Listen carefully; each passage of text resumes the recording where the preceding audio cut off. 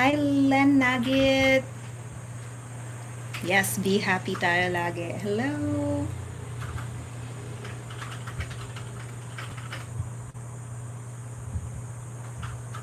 Nag-aantay lang po tayo ng medyo makakasama natin ngayong Sunday.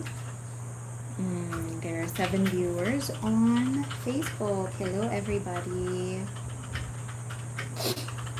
Alam ko na wala na naman akong pasabi sa ating live stream today. Sorry, kasi bigla ko lang naisipan na may pag-uusapan ako today. Hello, Rhea Agapito. Good afternoon from Imus, Cavite daw siya. Hello, Joselita Torres. Happy Sunday. Hello again, Len. Okay, so today, kung nakita niyo po yung title ng live stream ko today, it has something to do about ABA. So, ABA, sa mga hindi nakakaalam, ang ibig sabihin po nito, or ang what it stands for is Applied Behavior Analysis. Now, siguro yung may mga kapamilya tayo dito who are dealing with autism, baka narinig nyo na kung ano ang ABA. But for some na hindi in the autistic community, baka bagong-bago ang ABA. But this is really what I want. Kaya parang biglang gusto ko talagang mag-live today because I want to talk about this. Hello, Charm. Oh, nice to see your name here again. From Binangonan yan si Charm. And then, ito, feeling ko baliktad to. Mom Sheila. Ayan, hindi na niya ako pinahirapan. Mom Sheila from Las Piñas. And Sherilyn from 13 Martires, Cavite. Hello, everybody. Thank you for joining me this Sunday. Good afternoon, Zion and Caleb. And itong si Purmasuri Imperial, alam ko si ano to eh. Lagi ko tong kausap. And in fact, ikaw, Miss Ruby, ang naging inspiration ba ng pagla-live ko today dahil may napag-usapan tayo this morning about ABA. Hindi ko alam kung paano tayo narating doon, but you were just updating me on progress, and then, may natanong ka ata, I think from last night, tas kanina ko lang nakita yung message about ABA, kasi nga, meron ngang kontrobersiya ngayon. Yan po ang gusto naming pag-usapan. Hello, Catherine. Good afternoon. Same tayo ng spelling ng Catherine. Hello. Alright, Marilyn. Ayan, please enlighten us. Yung son ko po kasi nag-undergo both ng ABA and OT. Perfect. This is the perfect episode for you because wala pa akong episode ng ABA, and I must be honest na medyo takot. Medyo takot ako to talk about ABA. I'll tell you more about my personal experiences later, but first, I want to give everyone who is here today medyo brief background kung ano nga itong ABA. And I think, we've waited for him, and actually late na nga ako sabi ko 4 o'clock, but nag-start po tayo ng stream ng 4:10, and it's already 4:14. So I think it's okay. For those naman who cannot make it today, or napunta kayo dito pero na-realize nyo, madami pa akong gagawin. Okay lang guys, if hindi kayo maka-join, the replay is always available on both my Facebook and my YouTube. Hello, Michi. Heart also. Hello, Carolina from Cabuyao. I wonder if it's Carolina or Carolina. Oh, Carolina. Hi, Jonah. I know, hindi ko rin inalam na may live ako ngayon. Except for mga 30 minutes ago when I decided, let's do it. Hello, Rosh from Augsburg, Germany. Talagang merong Pilipino everywhere in the world. Hello, Kim from Ilagan, Isabela. Meron po akong kilalang may-ari ng center dyan sa Isabela. Hello from Mindanao, Baroy, Alvi. From GMA Cavite, Farah. From Zamboanga, Faith Gilyar. Alam mo, sobrang dream kong makapunta sa Zamboanga para makita yung pink beaches. Hello, Jennifer Umali. Yes, we're going to talk about speech delays also today. Jennifer from Montalban. Montalban, isa yan sa mga gusto kong binubundok. In fact, dyan po ako nag-camping ng isang birthday ko noong 2018, I think. Hello, Ed Marie.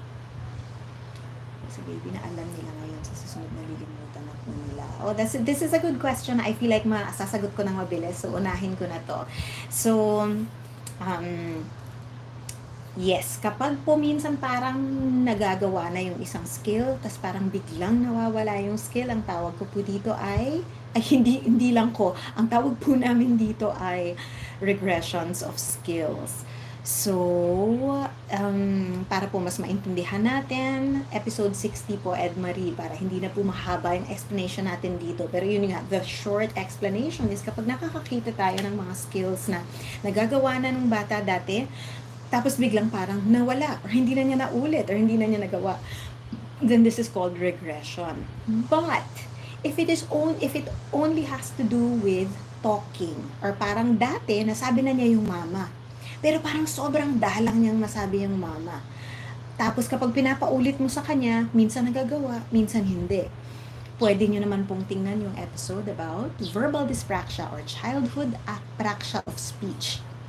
Kasi ito po ay isang motor sequencing or coordination problem from the brain to the mouth na kahit alam nung bata kung anong gusto niyang gawin, meron pong parang nagdi-detour po, hindi po makapunta ng mabilis doon sa tamang commands, hindi mabigay yung tamang commands ng brain doon sa tamang parte ng bibig na kailangan gumalaw. Parang ganun po yung explanation. So, I would like you to look at the episode on apraxia. That's episode 45.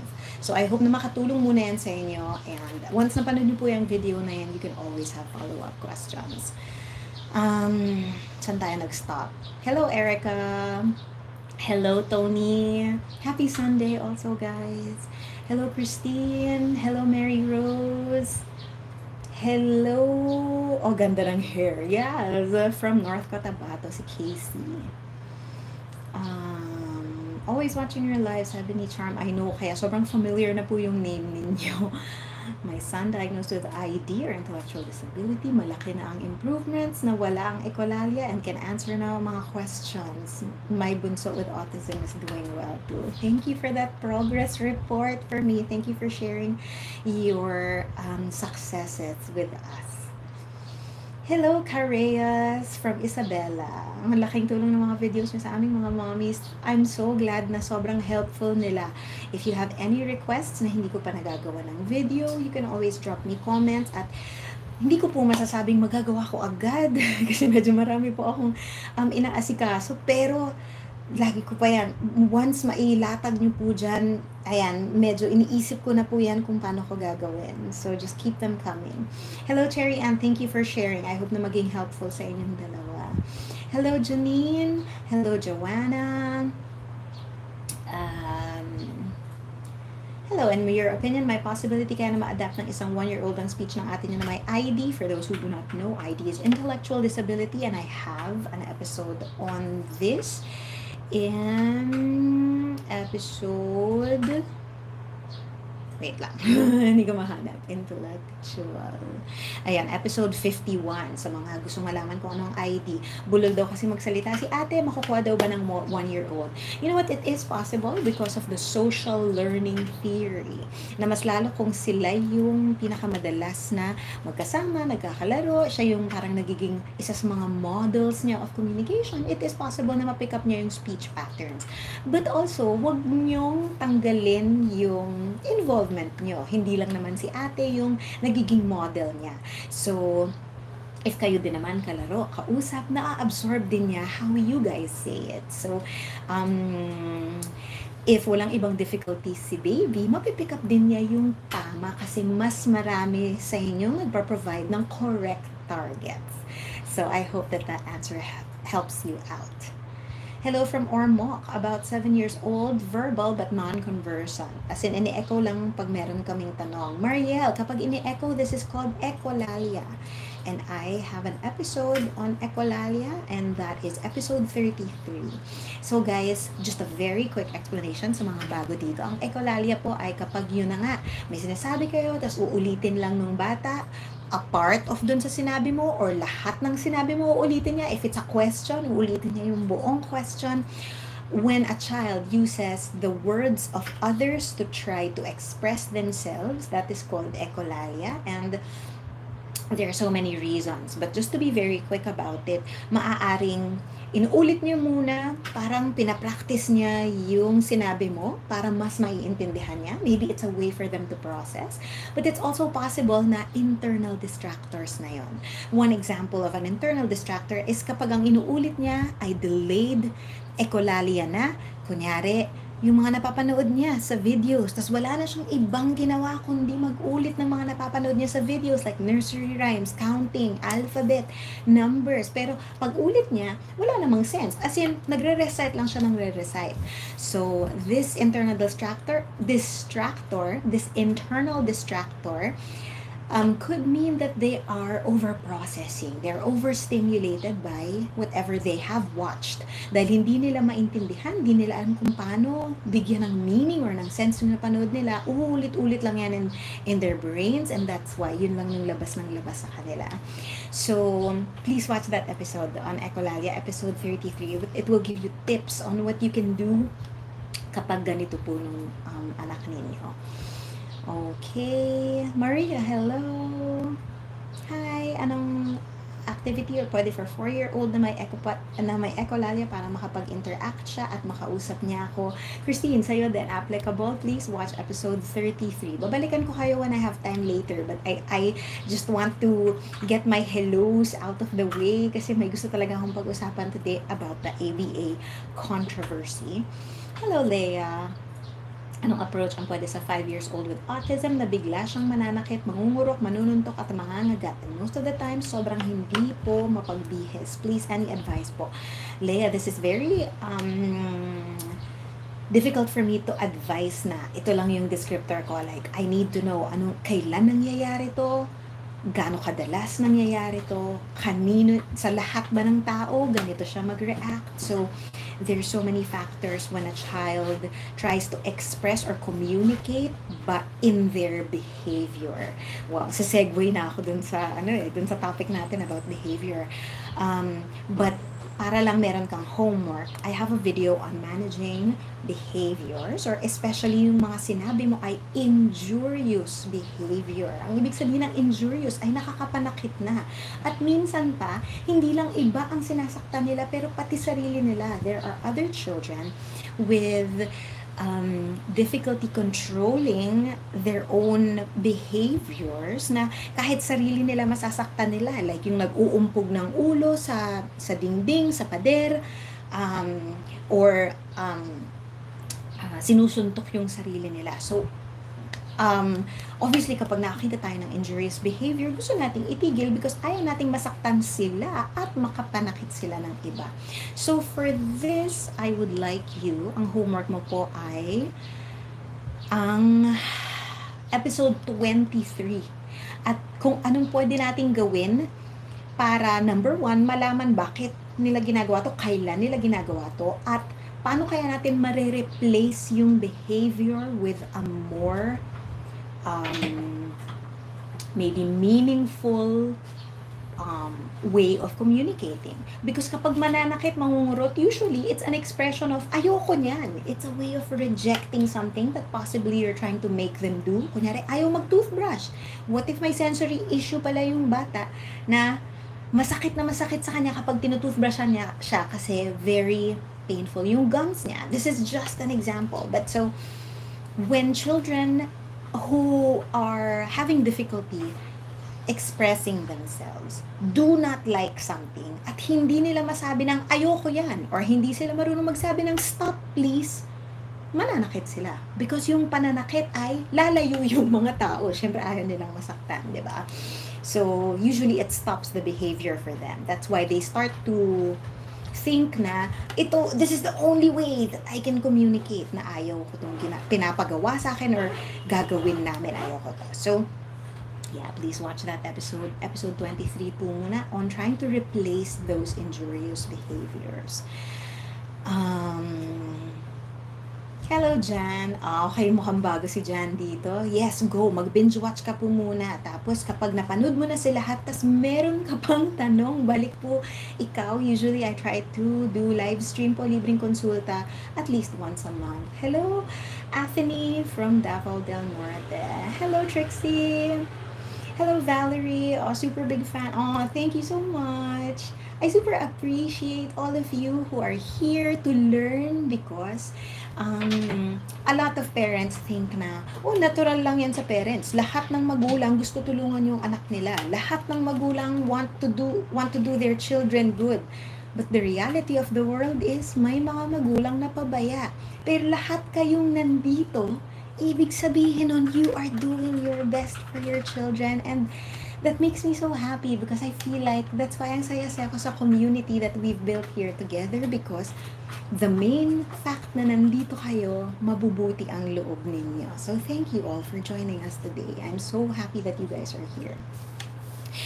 Hello, Maria from Antipolo. Hello, Shai. Hello, Brents from Batangas. Hello, Parawan from Danau City, Sedi. Share done para maraming makaalam ng platform na to. Thank you, Smarties! Alam mo, parang may notification na nakita ko yung name mo kanina. Hindi ko pa lang ata na-check. I'm not sure.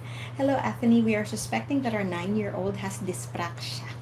Hindi niya magawa maayos ng mga self-care activities like pagligo. So, nabanggit ko na po ang childhood apraxia of speech kanina, but actually, apraxia can also happen in limbs and oral. So, meron po tayong 3 types of apraxia or dyspraxia. Yung praxia po kasi ay parang very simple, is like movement. So, there are 3 types of yung difficulties with moving, kaya nga tinawag na dyspraxia. Anything with this is like a disorder or a dysfunction. So meron po tayong apraxia of speech, which is what I know most about, but there's also oral apraxia. So yung mga movements ng bibig that have nothing to do with talking, and this includes feeding. For example, yung mga hirap ngumuya, hindi nila ma-coordinate yung bibig nila kung paano ngumuya ng solid food. Parang kahit bigyan mo ng solid food, ang ginagawa pa rin ng katawan nila ay yung suckling motion ng pagdede. For example, binigyan mo ng karne, pero ganito pa rin nila kakainin yung karne. Which is the motion of the mouth for like breastfeeding, for example. So, yan po ang example ng oral apraxia. Pero meron din po tayong limb dyspraxia or limb apraxia na yung buong katawan ay poor ang coordination. So, kung ano yung commands nga ng body. For example, gusto mong kumuha ng baso sa mesa, pero yung dyspraxia, sometimes di mo matansya yung grip na kailangan mo, para mahawakan ng tama yung baso. Minsan parang feeling mo siguro nahawakan mo na yung baso, pero hindi pala enough yung tightness, kaya nada-drop yung baso. So some of the symptoms of a limb dyspraxia or apraxia includes parang what people think are ay clumsy yan, pero actually pala they have a coordination issue. So ang makakapag sabi lang po kung apraxia of speech ay isang speech-language pathologist, because apraxia of speech is not a medical diagnosis. So only a speech-language pathologist like myself can diagnose apraxia, and I have a video on apraxia. Na-mention ko na to kanina kasi nga may nagtanong, is episode 45 if you want to know more about apraxia and how we can help kapag feeling nyo ay, parang ganyan yung anak ko. But for other types, the other movement, pati oral ha. So oral and speech apraxia, you can go to a speech-language pathologist. But for others, like limb apraxia, you can try going to an occupational therapist or some special physical therapists. So I hope that all the information that I've given you will help you as you move forward, Anthony. Hello, do you recommend watching songs for littles or Miss Rachel for toddlers? I'll give a short answer, okay? The short answer is I still do not recommend any video watching or fast animation for babies from 0, as in birth, to 2 years old. For me, that's non-negotiable. Siyempre na lang yung mga saglit siguro na hindi mo naman napansin, iniwan mo si baby sa crib habang nanonood ka ng, let's say, K-drama for example. Tas saglit na saglit, siyempre yung mga ganun guys, okay na naman na yun. I mean, hindi mo na choice yun. Pero yung willful, yung parang sadyang iniiwan yung batang manood ng mga videos, kahit feeling yung educational sila, hindi talaga ako sang-ayon at kampi po sa akin ng American Association of Pediatrics. Yes, it's the stance of the medical community na ang mga babies talaga from birth to 2 years old ay dapat hindi nanonood ng kahit anong hyper-stimulating videos, and that includes anything that's cartoons, and yung one way ang interaction. Now, for Songs for Littles, that's made by Miss Rachel, na meron kasi si Songs for Littles na cartoons din, animated din. Pero meron din si Miss Rachel na siya mismo yung kumakanta. Kinakanta niya ang mga bata, minsan may hawak siyang actual objects, and it's much closer to like a video call. And in that sense, it gives more opportunity for the child to think and try to interact, especially if you co-watch. So, co-watching is kapag nandyan ka, kasama ka nung 2-year-old and above na toddler, nanonood kayo together, then I'm okay with watching Miss Rachel videos because okay siya, it's a very slow animation, and she's also trained in education, kaya she gives a lot of pauses for like reactions and like thinking time. So I do not think personally, I have not made a study on this, so this is my personal opinion, na I think wala siyang adverse effect or overstimulating properties. So again, let me just summarize. Babies from 0 to 2 years old should have 0 screen time. I am an advocate of zero screens from 0 to 2. But beyond 2 years old, if you co-watch Miss Rachel, she is one of the better options out there. So that's your fast answer and your not so fast answer. I hope that helps you. Thank you. I'm so sorry I cannot read your name because it is Chinese or is it Japanese? Because yung middle character, parang that's the character for a boy in hiragana. Yes, pwedeng magtanong. Go lang po. Hello, yung anak namin ay 5 years, nakakarinig, nakakaintindi, pero hindi pa nakakasalita. Pag salita, anong magandang therapy po from Pangasinan? Okay, hi Kevin. Oh, this is also very hard because medyo vague pa rin yung description mo sa akin. Like, hindi ba siya nakakagawa ng sounds at all? Kahit ba yung babbling, wala siyang nagagawa. Kahit yung makapag, kahit half words or proto words. For example, imbis na masabi niya kasing baso, nakakapagsabi siya ng ba. So, I'm not sure what you mean na hindi siya nakakapagsalita. But if wala talagang sounds, zero sounds, hindi ko rin alam kung paano mo nasabing nakakarinig siya completely if nagpa-hearing test po kayo, because iba rin yung environmental hearing test, which I do in my Check the Hearing video. Meron po akong video where I give you step by step kapag feeling nyong parang hindi ako sure kung nakakarinig yung anak ko. Before you go to a doctor, you can do like a behavioral or environmental test kung nakakarinig ng bata ng mga loud sounds. Kunwari magka-clap kayo sa likod niya, tapos titingnan nyo kung lilingon yung bata. Because even if pumasa siya dito sa ganito, ang lawak po ng frequencies, medyo yung hearing po is a very technical topic. So, I'm going to try to simplify it. So, napaka-wide ng range of frequencies. Yan po ang mga tunog of sound waves in the air. So, dahil sobrang lawak po nila, sometimes kahit nakakarinig ka ng talaktak or a loud sound, it does not mean na nakakarinig ka ng letter What if yung tunog lang na mama? What if yun hindi niya marinig? Because is a low frequency sound.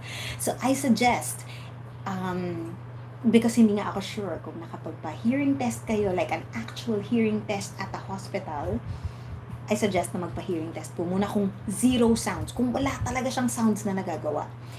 And if nakapag-hearing test naman po kayo, because sabi nyo din nakakaintindi. So, I'm guessing na nauutusan nyo pag sinabi nyo nakakaintindi, or kapag may sinabi kayong bola, titingnan nyo yung bola. So, I'm just guessing here. I'm assuming dun sa description mo. But if so, kung ganito nga, pero hindi siya nagsasalita, then I also recommend to you episode 45 on verbal dyspraxia or childhood apraxia of speech. Tingnan po natin kung parang feeling nyo gustong magsalita ng bata, pero tuwing magsasalita siya, parang hirap niyang galawin yung bibig niya. Parang ganito. Or minsan bubuka yung bibig, pero walang tunog. So these are classic symptoms of childhood apraxia of speech. So I hope that helps you. Check nyo po muna yung mga sinabi ko. Kareyos. Diagnosed ng speech delay and occupational delay. Okay, I think you mean by occupational delay is working behaviors. Malaking tulong po actually yung therapy niya. Almost 1 year na hintulang since pandemic. Ask ko lang bakit po nahihirapan siyang sumagot ng tanong. Parang stress po siya if hindi niya alam ang isasagot niya. Oh, napakadaming factors nito, Kareyos, kasi ang pagsagot ng tanong, dapat dun sa tanong, naiintindihan niya lahat ng words na kasama dun sa tanong. So for example, the question is, where is the ball? Unang-una, alam ba niya ang where? Alam ba niya na ang pag sinabi mong where ay lugar ang gusto mong malaman na sagot? Tapos, kapag narinig niya yung where, iba siya from who, iba siya from what doing, and all the other question types. And then after that, where, ball. Alam ba niya kung anong konsepto ng ball? So, that's just an example of how hindi lang naman kasi siya tanong. I mean, the complexity, yung ibang pagka-difficult ng isang tanong, sobrang lawak ng range niya. So it also depends kung anong klaseng tanong yung tinatanong niyo sa kanya, or yung klase ng words na ginagamit niyo dun sa tanong. At parang kung nakikita niyo nasi-stress siya dahil hindi niya alam ang isasagot niya, that means na medyo na-frustrate siya. Siguro alam niya, ma-aware siya na, shucks, nahihirapan ako, hindi ko alam kung anong isasagot, so na-frustrate siya. So, something that you can do kapag nangyari to, tinatanong niyo siya, try niyong i-rephrase yung question in different ways. So, kunyari, ang original question mo is, where's the ball you're playing with? Tapos, papalitan niyo ngayon, where ball? And then, kapag hindi pa rin naintindihan, nasan? Tapos nakita niyo yung mga cues ko. I am now giving also gestural cues to like elaborate what do I mean when I say, where is the ball? So, para siyang nagmamime, ano? Pero ganyan po talaga yung trabaho ng kung gusto nating maituro yung mga basic na not just words, but word combinations. Kapag pinagsama-sama na siya at nagiging question na siya. I have an episode on WH questions. And that is episode 53, guys. Sa mga hindi pa nakakanood at feeling nyo, teacher, yung anak ko, pag tinatanong ko, hindi makasagot. Dito sa WH questions episode ko, pinapakita kong anong usual pattern ng ano ba muna kasi ang mga unang types of questions na marirecognize ng bata. So, one of the first ones are, what is this? Single concept question. What object? So, ang sagot lang doon ay object label, which is one of the things na una nilang matututunan. Ball, robot, car, biscuit, cookie, ganyan. So, one of the first questions that children recognize is a what question with only a single concept. So yeah, go to episode 53 to see kung ano na ba siguro ang kaya ng anak ninyo at paano nyo masisimplify yung pagtanong ng questions para mas maintindihan nila kayo. So remember to scaffold, yung go to their level. Hindi yung uulit-ulitin nyo lang yung the same question expecting a different response. Tayo yung nagkulang. Kasi anong tawag dun kapag you are doing the same thing and expecting the same expecting a different result, 'di ba? That means tayo yung stubborn, hindi tayo nag-adjust. And sino bang mag-a-adjust? Hindi yung bata, sila nga yung natututo eh. So tayo lagi ang mag-a-adjust. Lagi dapat tayo yung may accommodations para dun sa mga bata. I hope that this helps you. Alright, dito naman tayo sa YouTube. Okay? Sorry medyo na ano ko kayo. Medyo na-ignore ko dito sa YouTube kasi dito lang ako sa phone ko nakatingin at napakaliit po ng text. So, sandali lang. Okay, hi ma'am, yung anak ko ay 4 years old pero bulol, boy, normal ba na bulol? Dami niya na pong alam. Bulol lang po talaga magsalita. I have an episode on bulol, Len, kasi by 4 years old, actually, dapat most of the sounds clear na sa lahat ng mga sinasabi nila. So, nearly 100% dapat hindi na sila masyadong nabubulol maliban na lang kung bago ang salita, first time nilang ma-encounter. So, medyo may mali-mali sa kanilang pag-try magsabi nito. But so, my episode on bulol, and that's episode 36. Yung episode ko po on bulol ay bibigyan po kayo ng tips doon kung anong step by step para malaman ninyo saan ba siya nabubulol. Because bulol is so vague. Bulol just means may hindi siya klarong nasabi. So, our job is to find out ano ba yung tunog na hindi niya masabi. So, kapag meron po tayong nasasabi ng mali, meron pong 4 na options dyan. Ito ba ay napapalitan? So, for example, instead na bola ang nasasabi, gola. For example. So, nasa-substitute, napapalitan yung sound. Another is, pwedeng nawawala. So, imbis na bola, ang nasasabi lang ng bata ay ola. So, nawawala yung sound, omitted. Then, it can also be distorted. So, imbis na bola, posibleng ang nasasabi niya ay brola or something. Wala pa ako na-encounter na ganun, pero I'm just giving you an example of a distortion of sounds. And sometimes it can be an addition of sounds. So for example, instead of saying bola, ang masasabi nila ay bambola or something. So actually, dun sa addition of sounds, usually yan sa Pilipino ang na-encounter natin ay kapag kunyari, imbis na masabing star ay nagiging istar, or imbis na spaghetti ay nagiging ispaghetti. So this is one of the common additions in the Filipino language sa pag-produce ng S. So in my video of bulol, what did I say?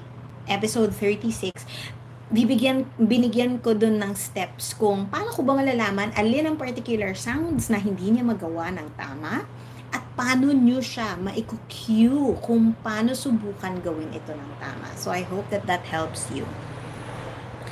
Hi Teresita, 7 years old with ASD, nagsi-therapy na, okay naman siya sa reading and spelling, mag-start na ng kinder this August, pero hindi pa po siya maka-reply to some questions. So again, if you were here for what I recommended, go to my WH questions kasi I want you to be aligned with what is a question. Like, baka naman complex pala yung question na natanong natin. So, there are ways that we can simplify that for the child. Hello, Resty! Okay, Manilyn said, yung anak niya nag-OT na for a few months pa lang, pero hindi pa nagsi-speech therapy. Anong criteria para pwede na din siyang mag-start ng speech therapy? 2 years old ang bata, diagnosed with ASD. So, usually kapag naka-encounter po tayo ng sinabing, ipag-OT po muna natin or occupational therapy muna natin bago siya mag-start ng speech therapy, it is just so we can maximize the speech therapy. Especially ito sa Pilipinas na marami nga na may financial concerns. So, if hindi nyo kayang mag-early ST na parang hindi pa, okay, sorry, I have to rephrase my line of thought. Usually kapag pinauna po ng OT, ibig sabihin, difficult pa po dun sa bata yung working behaviors. And one of the things that we need for speech therapy is joint attention. Joint attention is kapag sinabi ko, oh, look! Tas titingnan din niya kung saan ako naglo-look. Or kung ano yung pinaglalaroan ko, sisilipin din niya when I draw attention to something. That's why it is joint attention. We are paying attention to the same object, for example. This is so important because in speech, I want the child to be able to focus on my mouth, how my mouth moves, what I am talking about, para mas maturuan sila. This makes them more ready to learn in speech therapy. Now, there are some children who don't even have joint attention yet, and that's why pinapauna sa OT para ma-maximize po natin yung speech therapy natin. Kapag po kasi mag-speech therapy na rin siya, tapos wala pa pong joint attention, hindi ko naman po masasabing masasayang, because with an able speech therapist, we can probably try to work with how different ways of playing with them para we can also work on joint attention.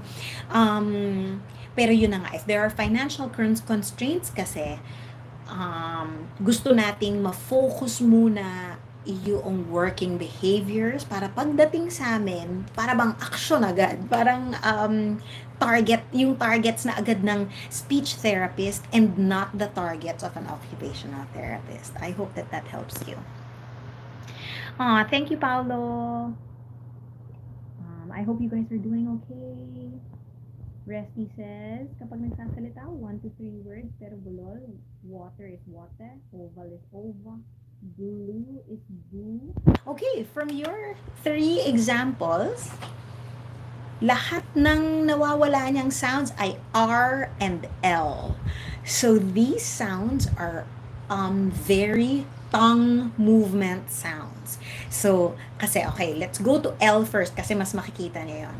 So, kung hindi niya masabing oval, is because L needs you to put the tip of your tongue sa upper set of teeth.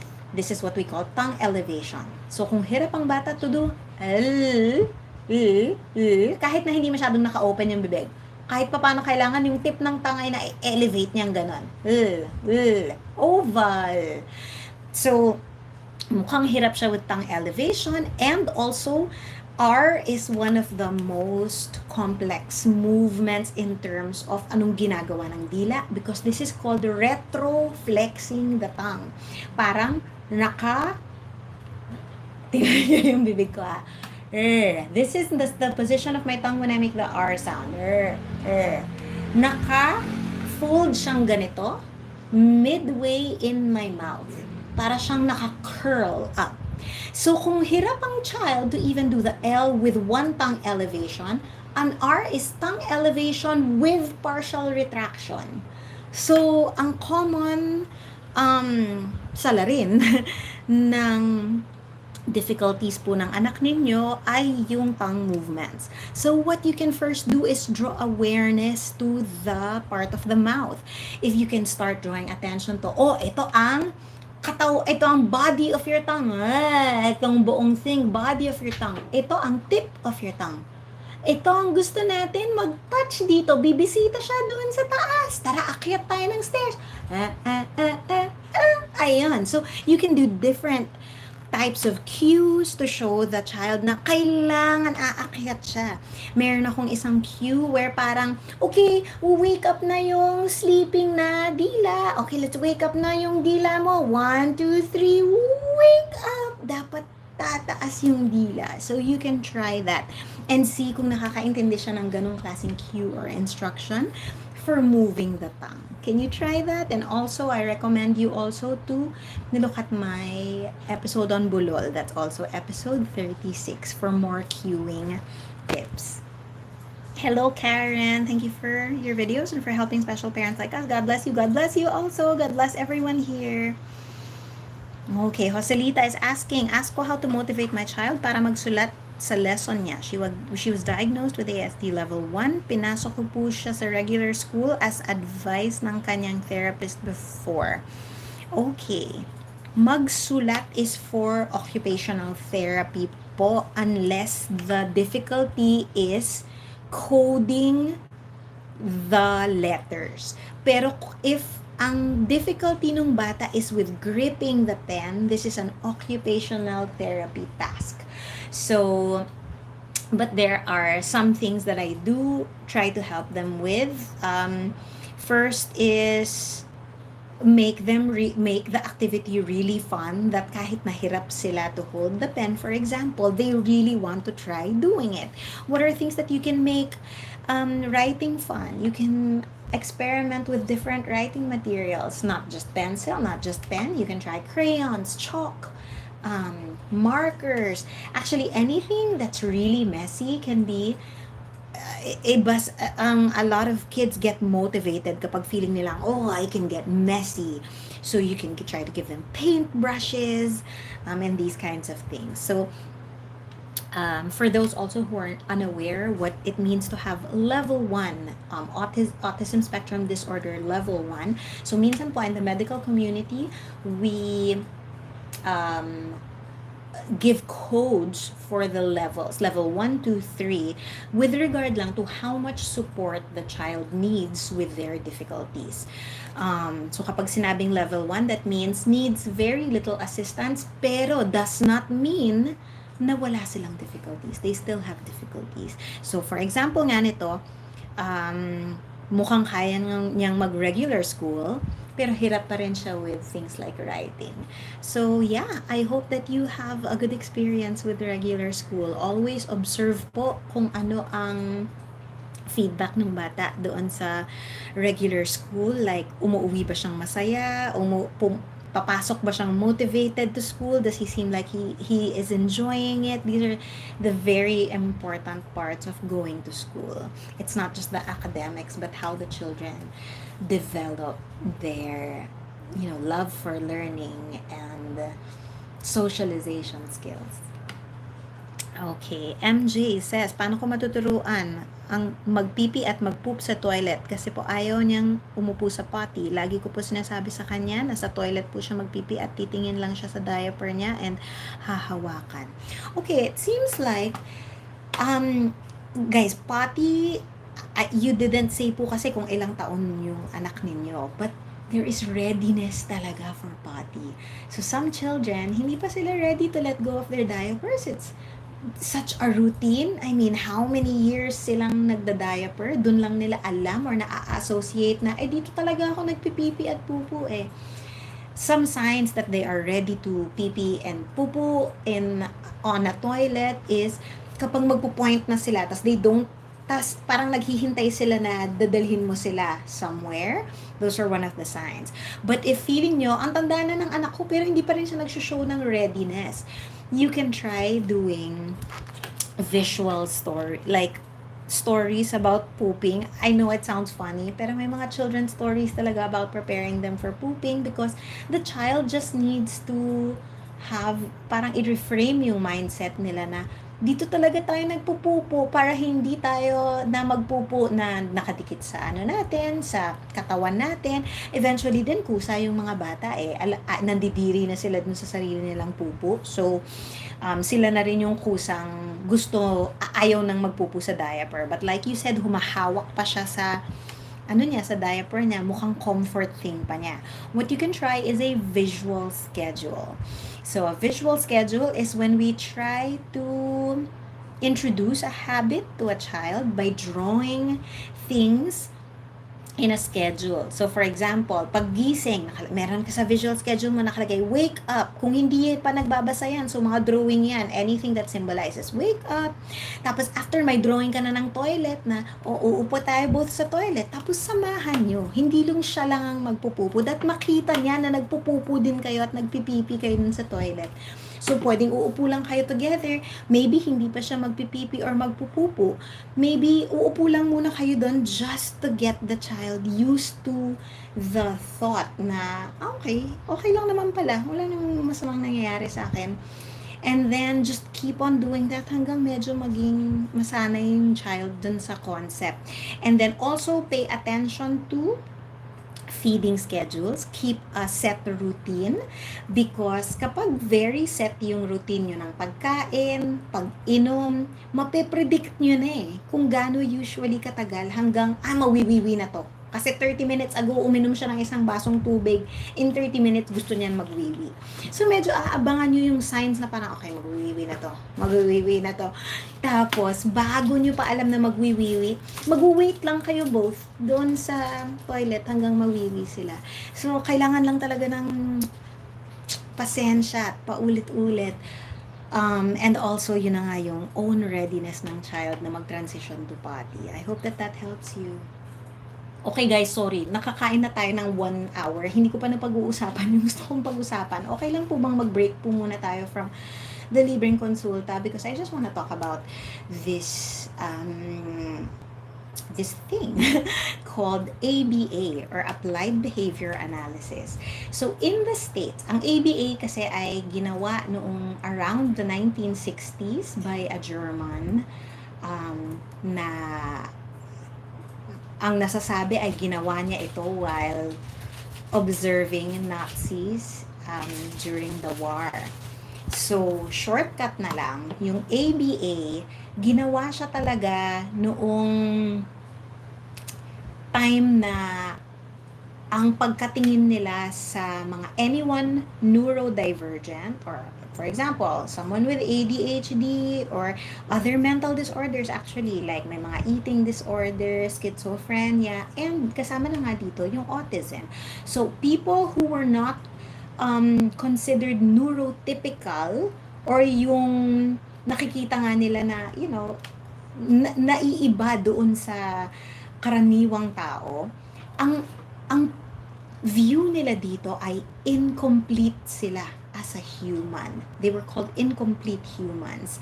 And ang parang naging goal ng ABA is to make the neurodivergent seem typical. And that is by changing their behavior na mawawala yung mga characteristics nila ng autism. So, long story short again, one of the things that ABA is popular for is removing repetitive behaviors or the self-stimulatory behaviors. Na if you have been following me for a while, I have a video on this called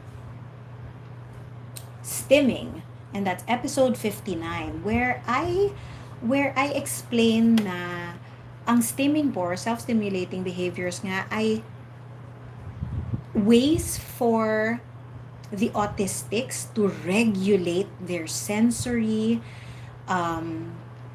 difficulties. So, sensory difficulty, ibig sabihin yung mga autistic nga po kasi usually they have different sensory needs, not all, but a lot of them. It is one main feature of autism na iba yung perception nila ng mga stimulation. So, for example, sa mga bago dito, kunyari, matapik ka lang ng ganyan, sobra na sa kanila. So, they are either overstimulated, hyperstimulated, or understimulated. And therefore, because sometimes they need more stimulation or they have too much stimulation, they try to regulate their own sensory needs by stimulating themselves in the way that they know best. Kasi ang makakapag-regulate lang naman talaga ay yung autistic mismo. But what happens with ABA is that gustong tanggalin itong repetitive behaviors or itong stimming behaviors because ang paningin daw ay it is an undesirable behavior. Now, when I talk about undesirable behaviors, it is only if it is injurious. But there are harmless stimmings kung hindi naman nakakasakit and it helps that person feel comfortable and safe. We should not stop that because I have another video that explains it leads to autistic masking. Or passing or camouflaging. It goes by different names. That's episode 58 on my YouTube. And, nawala tayo sa Facebook. Okay. So, dahil nga parang ang ginagawa ay tanggalin nyo yung ganyang behaviors, natututo tuloy or nako-condition yung ibang autistics to repress what they need to feel safe and regulated. So that, kunyari, yung katawan nila, kailangan lang nilang gumanto para ma-release yung kung anumang sensory need nila. Pero dahil sinabi sa kanila, no, quiet hands. Hindi yan pwede. You cannot flap your hands. There's so much repression, it becomes a traumatic experience. So ito na nga, napakadaming mga nakita na I will read to you some of the things na ABA has been seen to cause. So it says that, I will read directly from the document that made me want to talk about this. So here it says na the desired behavior is often defined by the behaviorist, the adult or behaviorist, without input or requirement of consent from the child, and may include non-harmful stimming or coping behaviors. So yun na nga, yung pagtigil ng kanilang repetitive behavior or stimming na hindi naman nakakasakit. And without asking the child, okay lang ba? I mean, ayaw mo din ba tong behavior na to? Do you want to replace this behavior? And that ABA practices are historically based in abuse, such as holding autistic children's communication hostage through the use of their devices as leverage and denying basic rights, such as food and toileting privileges. So ngayon, okay, yun directly from the document. Ito, yung mga naaalala kong, narinig kong experiences about ABA. So, some examples of abuse are, may mga linalock daw sa bathroom kapag non-compliant yung bata. Or, hindi ka kasi sumunod sa task. So, dyan ka muna sa banyo because I am giving you parang the consequence of your non-compliance. But it doesn't make sense. Why would a child learn from being punished in a non-meaningful way? What does the bathroom or being locked in a bathroom have to do with it? And to begin with, who would lock a child in a bathroom? And also, they're very known to not allow parents to be in the room. Bawal daw manood even when the child comes out in full meltdown. And there were even instances na sobrang dysregulated yung bata na nagsusuka na sila. So, dito nga ay nakikita na I'm reading again from the document, whereas a 2018 study found that adults with autism who have received ABA are more prone to suicide because nakikitaan nga sila ng, I'll continue reading.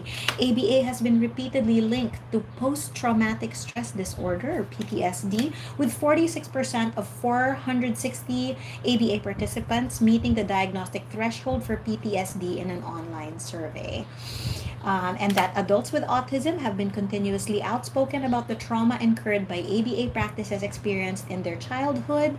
And a 2012 literature found the evidence base for services for adults with an ASD to be underdeveloped. Ibig sabihin nito ay wala din namang strong evidence na nag-i-improve yung mga bata with ABA. So, napakahaba pa nitong document na to. And why am I talking about this today? Because about 5 days ago, or I think earlier last week, merong nag-draft ang isang medical students association, like a bunch of nakalagay, introduced by the medical students section, and that they were drafting a resolution to the American Medical Association House of Delegates to summary, gusto nilang tanggalin ng American Medical Association yung support nila of ABA because of such evidence, not just in research but personal anecdotes. So, okay, now bakit ko gustong pag-usapan is because I have mixed feelings about ABA, not because I am defending any of the abuse or the trauma, but so ikukwento ko ngayon sa inyo why I want to talk about ABA, aside from the fact na ang daming nagtatanong sa akin lagi na, teacher, what's your opinion on ABA? And I'm so afraid to talk about it because okay, so sisimulan ko na yung personal experience ko. Merong ABA center in the same building where I work, pero this was a long time ago so this was pre-pandemic, about 1 or 2 years pre-pandemic, so about 2016 I think. Yun pong ABA practitioner. Okay, so again, before I continue, I will preface this with hindi ko nila lahat ng ABA practitioners because I'm sure, and I always trust the goodness of people, na they are well-meaning, at gusto lang nilang makatulong din. But because the program itself of ABA, of wanting to introduce neurotypical characteristics in neurodivergent individuals is just inappropriate. Even in the most well-meaning practitioner, parang hindi siguro magja-jive doon sa goal. Parang yun yung opinion ko. So, again, I'm only going to talk about this one practitioner from that center na meron kaming shared client. So, I had an autistic girl she was about 7 years old then. Nag-ABA muna siya bago siya pumunta sa akin. Tapos, I had no problem. I even said to the guardians of this girl na I am so open to collaborating. Let me know what they're doing in ABA if there's something they want me to co-target, and I will also give feedback kung ano yung mga ginagawa namin na sana you can also try to reinforce in ABA. Pero parang yung naging deal breaker sa akin was when this practitioner nagsumbong sa akin yung yaya noong girl. Hindi yung parents. Actually, medyo magulo yung storya because hindi niya talaga yung real parents, but she had guardians and then she had the yaya. So hindi yung guardians yung kumausap sa akin, pero yung yaya kwento sa akin na, teacher, sinisiraan ka ng ABA dun sa taas. Sinasabi daw niya lagi dun sa guardians na huwag mo nang ipa-speech therapy yan kasi nagagawa ko yan lahat. Tinatarget ko din yang tinatarget ng speech therapist. So piliin mo na lang ako. Ipili ka na lang ng isa. Imbis na once a week ka pumunta, 2 times a week ka na lang pumunta dito sa amin. So, yun, that was one personal experience with this ABA practitioner. And sinasabi niya na hindi daw effective yung ginagawa ko because I wasn't dealing with rewards. I wasn't operating on a rewards-based intervention. Kasi ganun ang training ng ABA. Is like, if the child does a desirable behavior, bibigyan mo siya ng reward. So, it can be stickers or candies or verbal praise or whatever. At kapag meron siyang ginawang hindi desirable, undesirable behavior to the standards of ABA, because iba nga kami ng definition of undesirable. Sa akin, undesirable lang yan kapag nakapanakit na. Pero sa kanila, it is hand flapping, walking around, needing to jump around kapag yun ang sensory need ng bata. So, sa kanila, if may nagawang mali, tatanggalan mo ng desirable item yung bata. So, kahit na nakita mong humihingi na yung bata ng water, pero hindi niya ginagawa yung gusto mo or expected mo na behavior or target, as in hindi niya ibibigay at all. Pero if you guys have seen my video on obstacles need to be intrinsic. Anong ibig sabihin nun? Medyo built into the environment. Hindi yung tipong ayoko lang ibigay. It's like, idaan nyo sa play, idaan nyo na, di ba yung isang tip ko dun sa episode 8 and 8.1 is itatago mo yung items para environmentally, hindi lang niya makuha on their own. Pero kapag hiningi na, then ilalabas mo in some way. So yung obstacles mo ay pre-set up. It is called environmental modification. Pero hindi yung to the point na nakita mong ngumangawa na yung bata, kakaiyak, pero hindi mo ginagawa yung desired behavior. So hindi ko pa rin ibibigay hanggang gawin mo. Medyo ganun kasi yung old ABA program. Now again, let's just give them some leeway, benefit of the doubt na ang daming ABA in the US saying there is a new ABA. ABA is changing, hindi na ganyan. But if their goals are still to make neurodivergence, remove some of their characteristics, I personally, hindi pa rin ako sang-ayon. Because some of those characteristics, again, if harmless or doesn't hinder them from being functional or independent, why change it? That's part of who they are. So,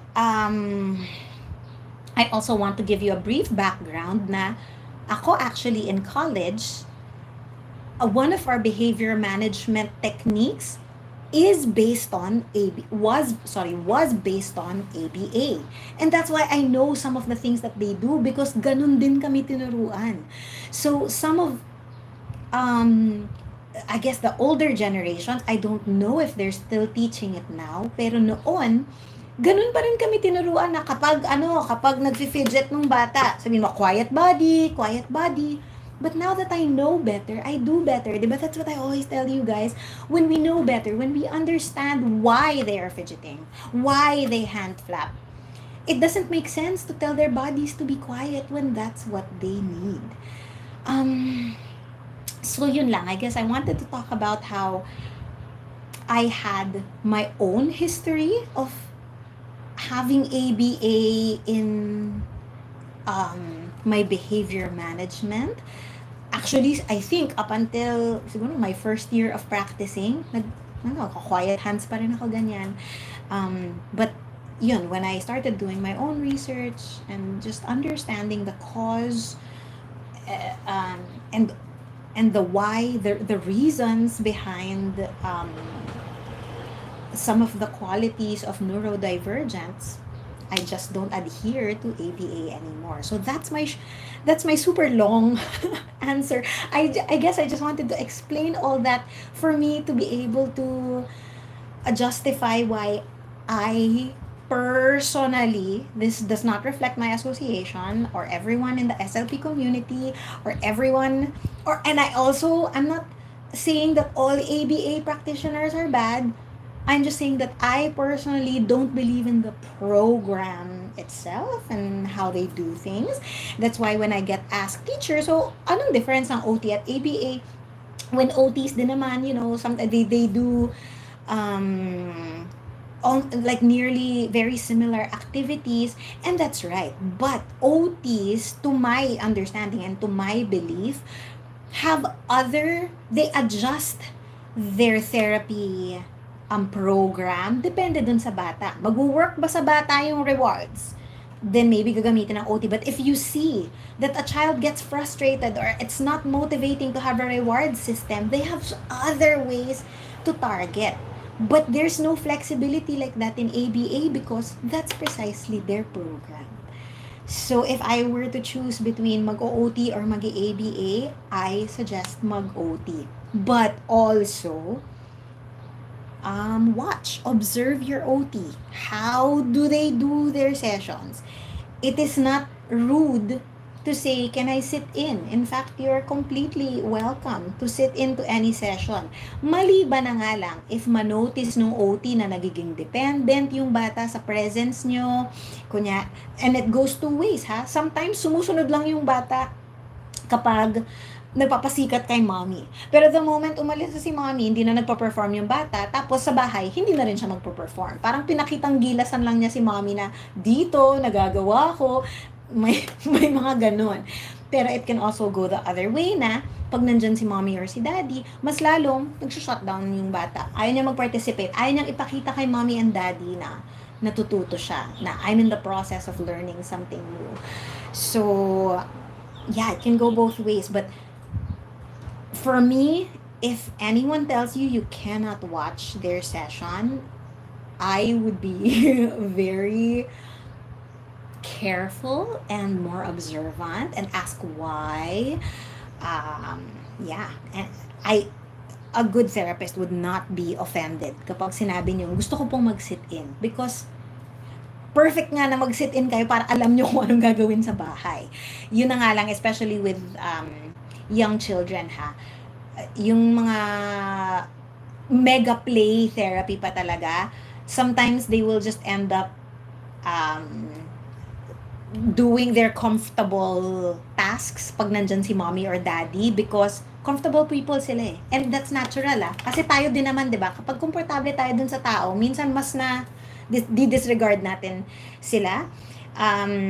So because if mommy and daddy are there and they're very comfortable, wala na, hindi na ako effort kasi i-defend naman ako ni mommy at ni daddy. Do you get the many situations that this could go? Those are the only times that sana wag kayong makisit in sa session. But otherwise, you can. And ano pa nga, marami na pa akong sinulat dito.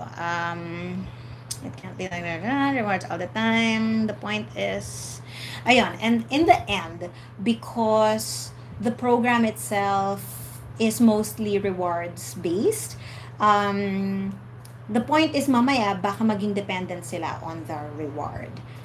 And what I personally, I try to make my therapy so that the reward is the communication itself and not any external reward like a sticker, a chocolate, or whatever.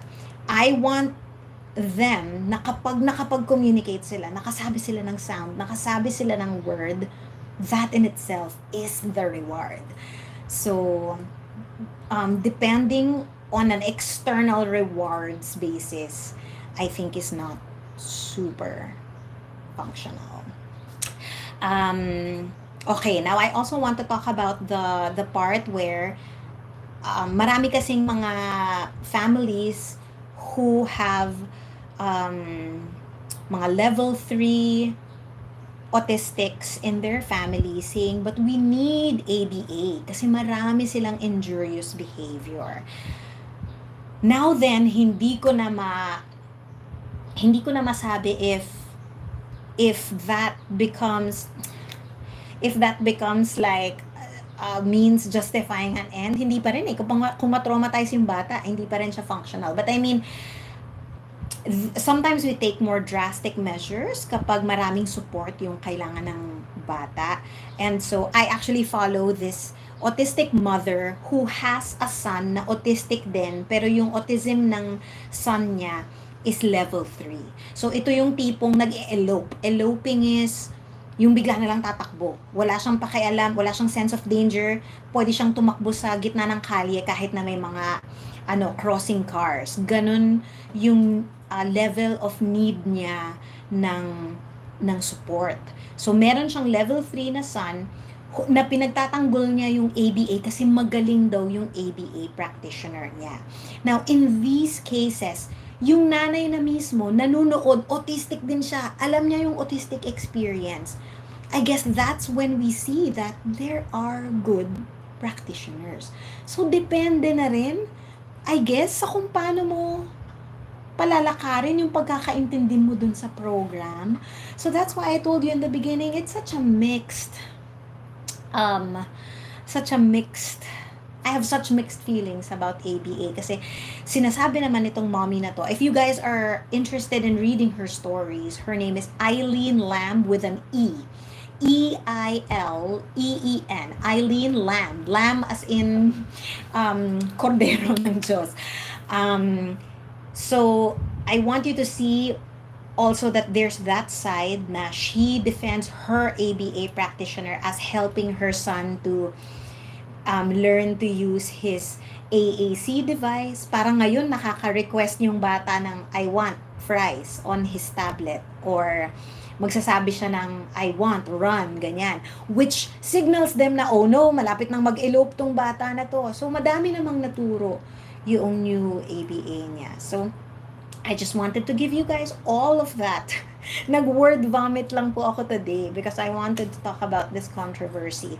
And nung lumabas to nga 5 days ago, I will reiterate na medical students ang nag-propose na yung AMA or American Medical Association should draw its support from ABA daw. But ang nangyari ay nakuha itong draft na to or itong proposal na ito by news bodies at rineport nila as nag-withdraw na ng support yung AMA. Pero ngayon pala, it was just a draft or a proposal requesting the AMA to withdraw its support from ABA. So it's not. It's unresolved up to today kung nag-withdraw nga ba ng support. But I think it's a good time to talk about it kasi at least now, mapag-uusapan yung ABA and why I'm so scared to talk about it because medyo controversial nga siya. And so, ngayon ang ganda kasi nung pagka-draft nung proposal. So, mas kita ko yung evidence and the timeline of why there are so many autistics in the community na hindi talaga sang-ayon. They are very against ABA. So, I just wanted to talk to you about that. And hopefully, lahat ng mga nagtanong sa akin about ABA, now you know my stand and you know why I hold this opinion. And that's it. Do you guys have any questions? Because if you don't have any questions, then I will just go for about 10 more minutes answering your questions. Or basa ako dito ng mga comments while I was talking about this. Wait. Here's one. It says, yung anak ko po, yes lang yung alam. Di pa po niya mag-gets yung concept ng saying no. Any tips? Hi, Josephine. I have an episode about yes or no questions. And it's one of the more super useful things to teach your children earlier on kasi kapag marunong na sila mag yes or no questions, mas malalaman natin kung anong mga naiintindihan nila. Kasi kunyari nagsabi silang bo. Tapos merong bola, pero meron ding bote. Sabihin mo, anong gusto mo? Yung bola or yung bote? Hindi pa sila makasagot ng ito or ito. So, you can say, ball?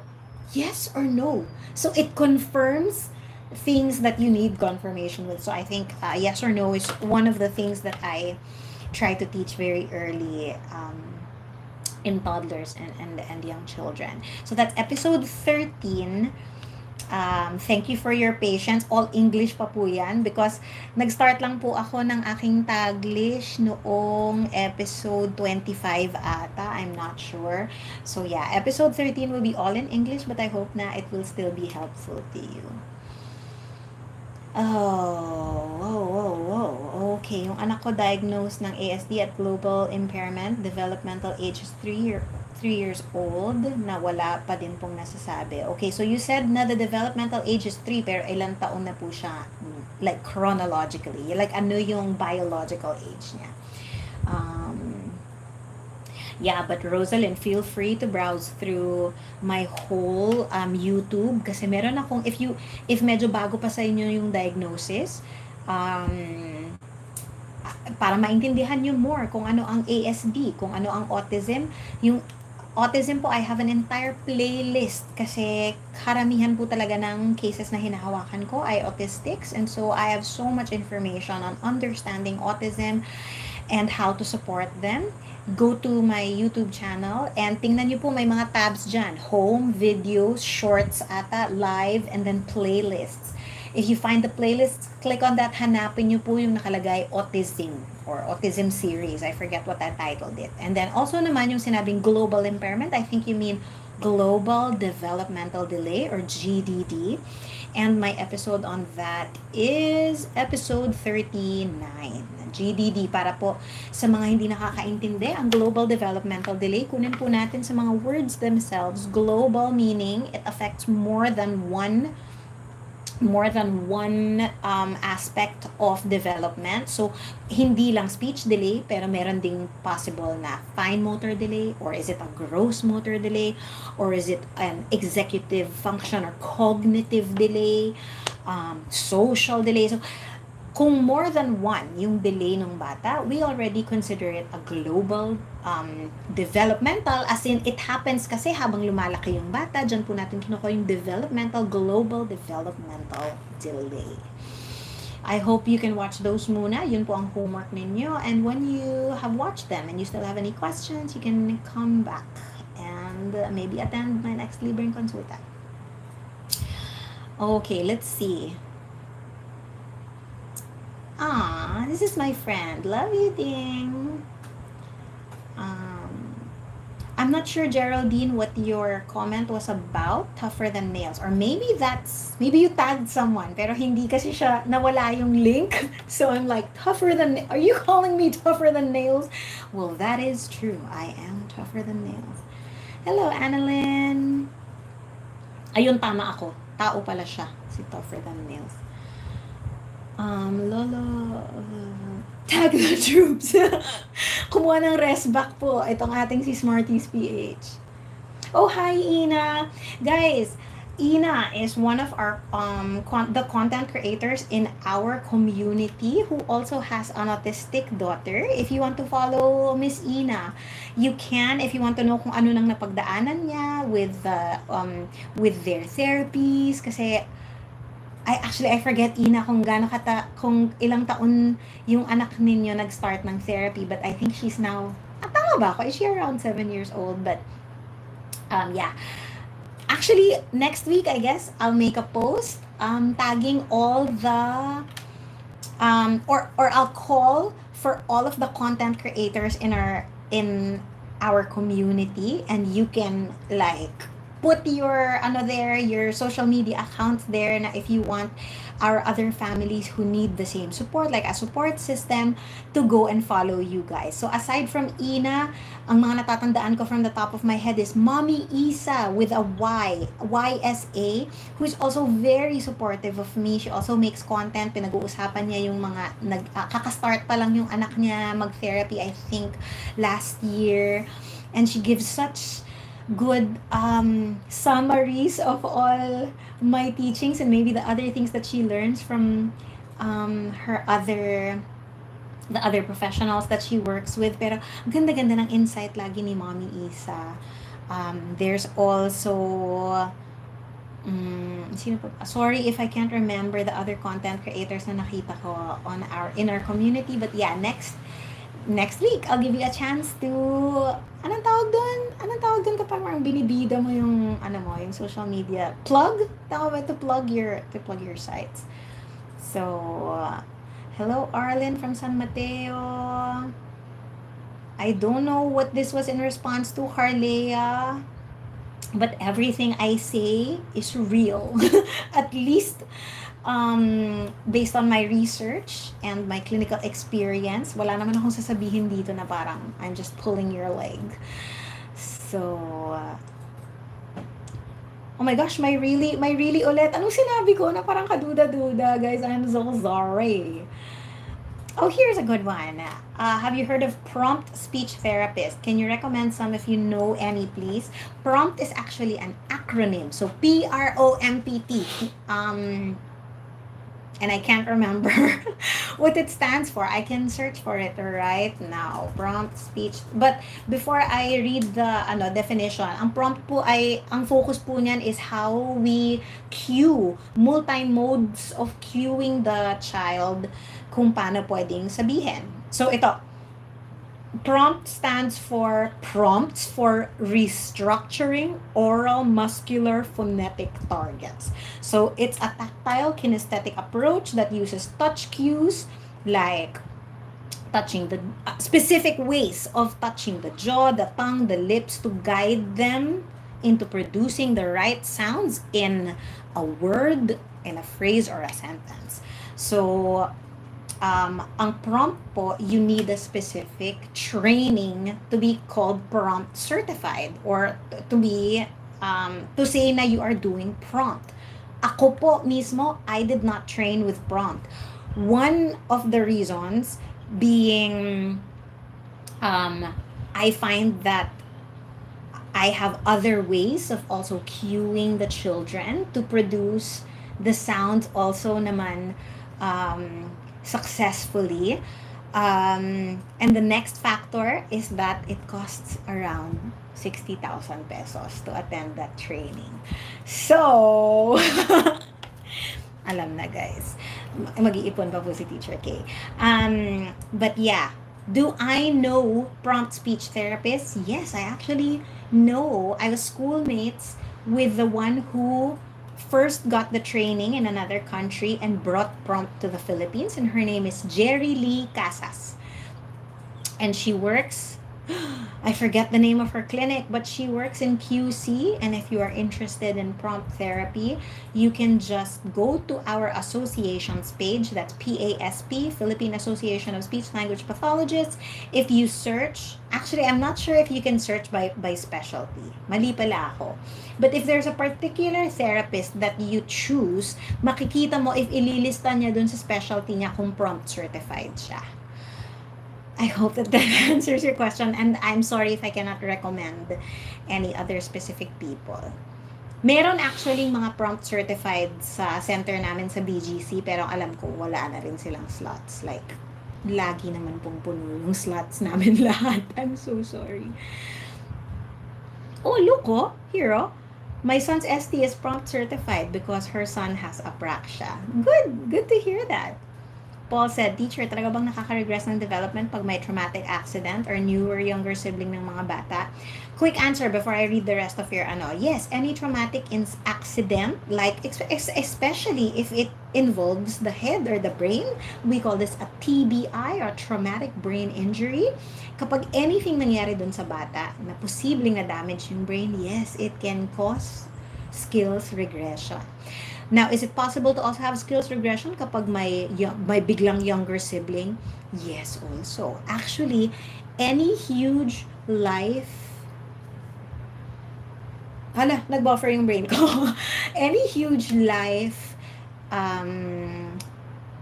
incident or situation, like lumipat kayo ng bahay, linipat siya ng school, another example is, kunyari, naghiwalay si mommy at si daddy. These are big life changes, and we have seen that it has caused regressions in skills.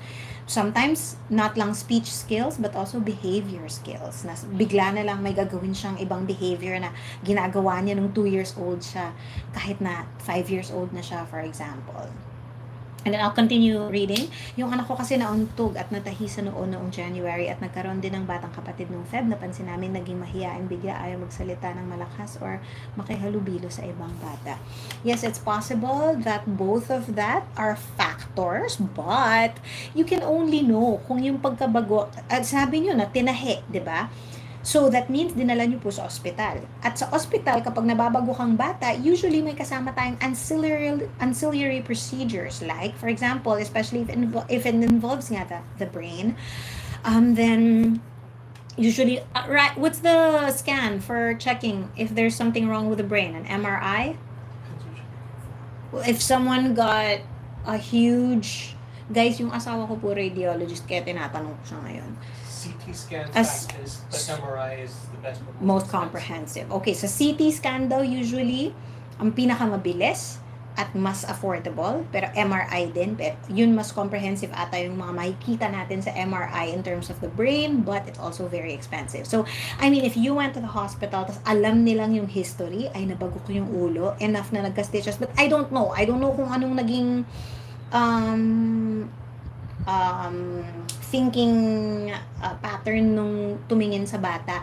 Pero kung nakita niyo naman na walang effect dun sa brain, baka it's really just nagkaroon siya ng bagong kapatid and trying to adjust the feelings of, may iba nang may attention, hindi lang ako. And that's huge for children. That's huge for young children if they don't know how to deal with certain emotions. Dinagdag pa ng asawa ko na kapag bata daw, minsan x-ray din. Titingnan kung siguro may fracture or something yung skull. I'm not sure if my answer helped you. I hope it did, Paul. You can message me if you have anything else to ask. I appreciate this comment. Thanks for bravely talking about these things because I'm sure ramdam na ramdam mo medyo stressed ako talking about ABA. But yeah. Good day, everybody. Okay.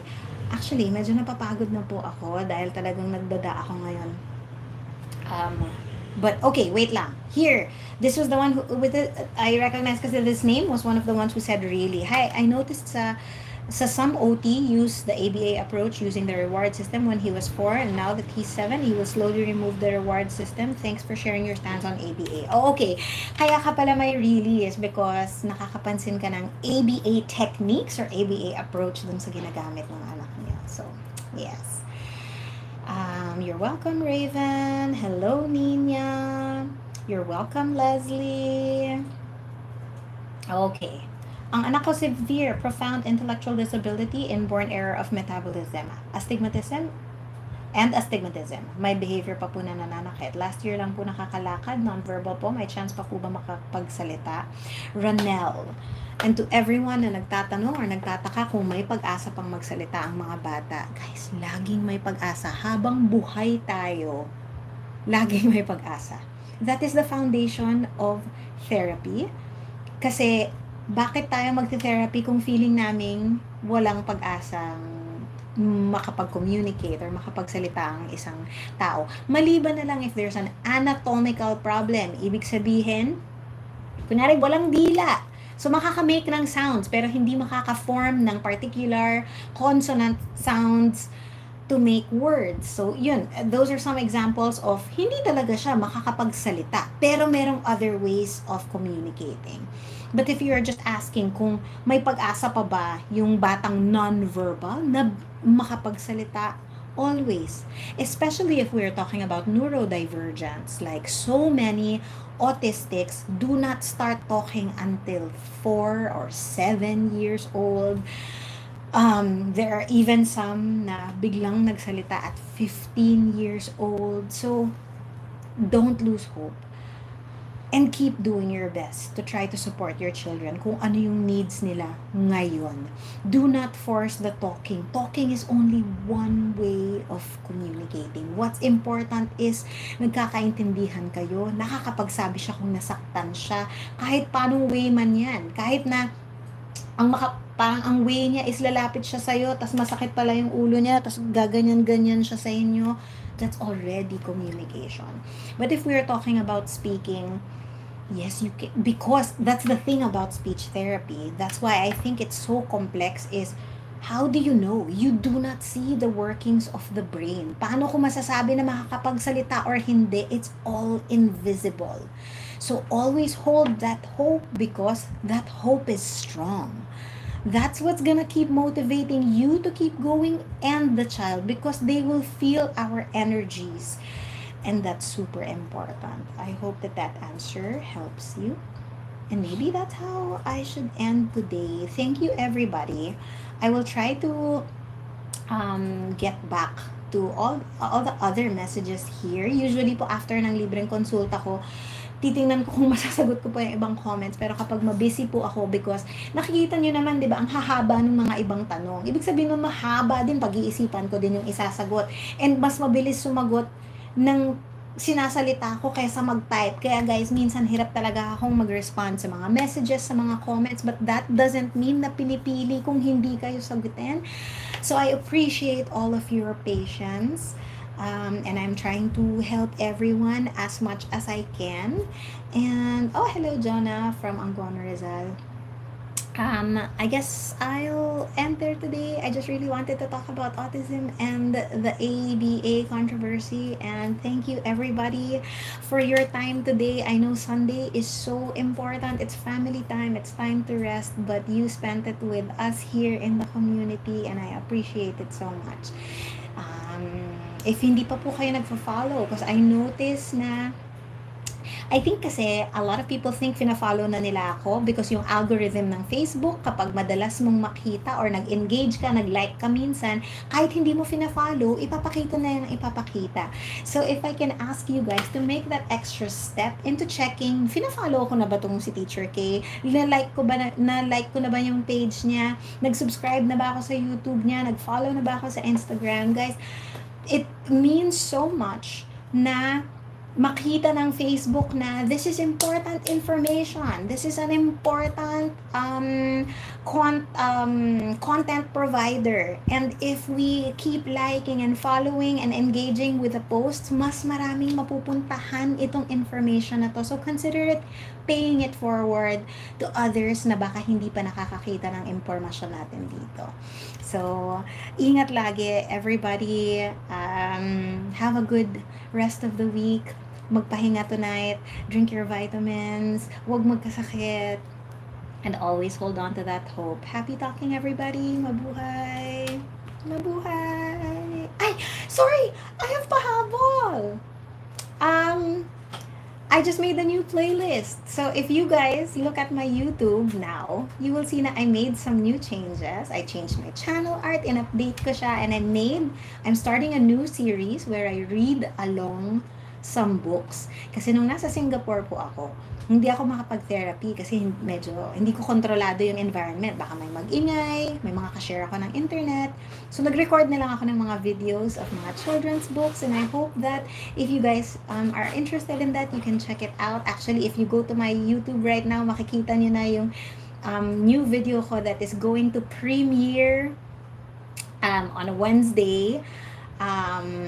Yeah, and I'm just going to read along a book about feelings. So I hope that you guys can check it out. And that's it. Totoo na talaga to. Goodbye. Happy talking. Mabuhay! And broadcast. And stop here. Bye, everybody.